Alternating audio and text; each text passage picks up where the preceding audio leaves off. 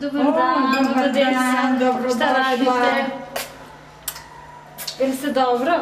Dobro. Jeste me čekali? Pa jesam. Jeste.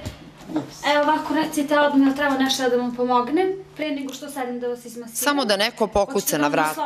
Najstarijima koji žive sami je i to dovoljno. Neću sad da mi nasložiš veša. Baka Desa iz Kosovske Mitrovice kaže da je željna razgovora od kad su deca otišla svako na svoju stranu.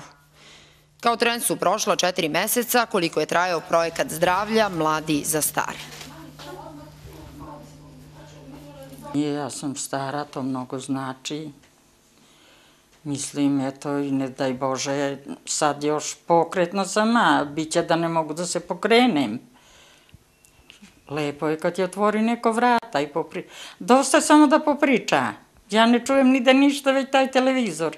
I on mi omrzo i njega slabo gledam. Osim što je uključivao brigu o starim licima, ovim projektom je svoj posao našlo 10 nezaposlenih lica.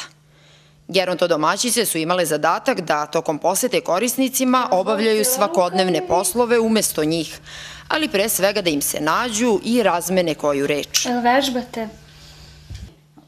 A najtraženije su bile usluge fizioterapeuta. Zglobeh mi najbolje pomogao.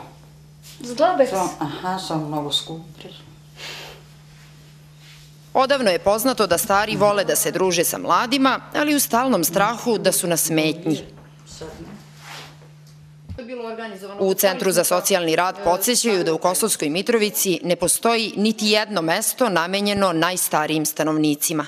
Moj posao je bio da da vidim neku stvarnu sliku na terenu, da u socijalnoj karti prikažem stvari onakvima kakve jesu i tek kad izađete na teren, kad obiđete te stare usamljene ljude, shvatite u stvari da iako imamo mi neki problem, znači mlađi, mnogo lakše prelazimo preko pojedinih problema u odnosu na njih. U saradnji sa organizacijom EKOS za uspeh projekta zadužena je nevladina organizacija zdravlja u Kosovskoj Mitrovici, zašto je donator USAID odvojio 9.800 evra.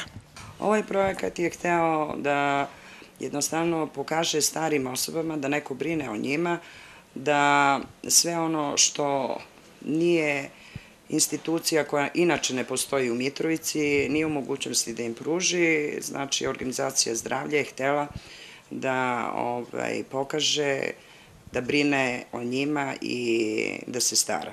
Moje zaduženje u tom projektu je bilo da svakodnevno, skoro svakodnevno, da obilazim zajedno sa gerontodomaćicama naše korisnike, znači naše stare osobe koje zahtevaju pomoć od naših mladih osoba koji su bile gerontodomaćice.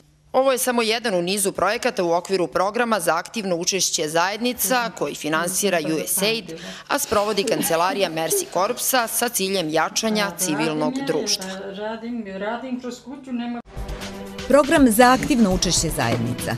Za život spram čoveka i 21. veka. Po vašoj meri.